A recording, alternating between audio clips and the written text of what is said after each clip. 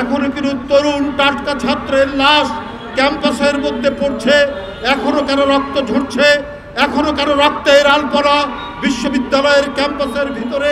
যারা দেশের পক্ষে, যারা আগ্রাসনের বিরুদ্ধে, যারা দেশের স্বাধীনতার পক্ষে, যারা জাতীয় সঙ্গীতের পক্ষে, যারা জাতীয় পতাকার পক্ষে, তাদের জীবন চলে যায়। আওয়ামী লীগ তো ক্ষমতায় নেই, ফ্যাসিস্টদের দানবীয় শাসন এখন নেই। আমরা বিগত 16 বছরে আওয়ামী লীগের ছাত্র সংগঠন, ছাত্রলীগের দৌরাত্ম্য দেখেছি, তাদের নির্যাতন দেখেছি, যেখানে বিশ্ববিদ্যালয়ের ক্যাম্পাস, কলেজের ক্যাম্পাসে বিরোধী মত প্রকাশের কোনো সুযোগ ছিল না।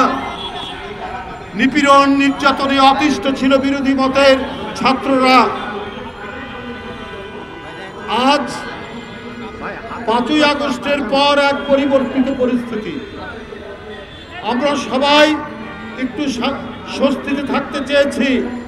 বিশ্ববিদ্যালয়ের ক্যাম্পাসের শিক্ষক ছাত্ররা তারা নির্বিঘ্নে ক্লাসে যাবে, ক্লাস থেকে বের হবে, ক্যাম্পাসে অবস্থান করবে। এখন কেন বিশ্ববিদ্যালয়ের এই অরাজক পরিস্থিতি? জেনেক্সে শিফট করো, লাইফকে লিফট করো। এখনো কিন্তু তরুণ টাটকা ছাত্রের লাশ ক্যাম্পাসের মধ্যে পড়ছে, এখনো কেন রক্ত ঝরছে, এখনো কেন রক্তের আলপনা বিশ্ববিদ্যালয়ের ক্যাম্পাসের ভিতরে। বন্ধুরা আমার, এখন তো আওয়ামী দোসররা নেই। এখন যারা ক্ষমতায় আছেন তাদেরকে সকল বিরোধী দলীয় যারা গণতন্ত্রের জন্য লড়াই করেছেন তারা সমর্থন করেছেন। এখন কেন লাশ পড়বে? গত পরশুদিন রাত্রি 12টার সময় ছাত্রদল নেতা সাম্য এফ রহমান হলের ছাত্রদলের একটি সম্পাদকীয় পদে রয়েছে, সাহিত্য প্রকাশনের সম্পাদক। কি কারণ ছিল? কি অন্যায় করেছিল সাম্য? পুলিশ গ্রেপ্তার করেছেন 3 জনকে, 3 জন ভবঘুরে। আমার তো মনে হয় এর মধ্যে রাজনৈতিক কারণ আছে। রাজনৈতিক কারণ না থাকলে এই ধরনের সাম্য, যার চেহারা সুদর্শন, সৌম্য, নাম তার সাম্য, তাকে হত্যা করবে কে? ভবগুরুরা কেন হত্যা করবে? কদিন আগে সে ফেসবুকে একটা পোস্ট দিয়েছে, কারণ শাহবাগে জাতীয় সঙ্গীত বন্ধের জন্য একটা আন্দোলন চলছিল, তার বিরুদ্ধে সে একটা পোস্ট দিয়েছে যে আপনার জাতীয় সঙ্গীতের পক্ষে। এইটাই কি কারণ?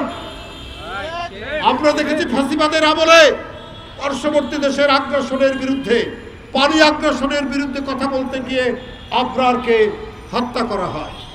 আজকে জাতীয় সঙ্গীত, জাতীয় পতাকা, 71-এ আমাদের স্বাধীনতার পক্ষে কথা বললে পরে তার জীবন চলে যায়। অর্থাৎ যারা দেশের পক্ষে, যারা আগ্রাসনের বিরুদ্ধে, যারা দেশের স্বাধীনতার পক্ষে, যারা জাতীয় সঙ্গীতের পক্ষে, যারা জাতীয় পতাকার পক্ষে, তাদের জীবন চলে যায়। আমি এই জন্যই বলেছি যে নিশ্চয়ই এর পেছনে কোনো রাজনৈতিক কারণ আছে। কারণ সে ফেসবুকে যারা আন্দোলন করছিলেন জাতীয় সঙ্গীত নিষিদ্ধের, তাদের বিরুদ্ধে তার একটা বার্তা ছিল। এটাই কি কারণ?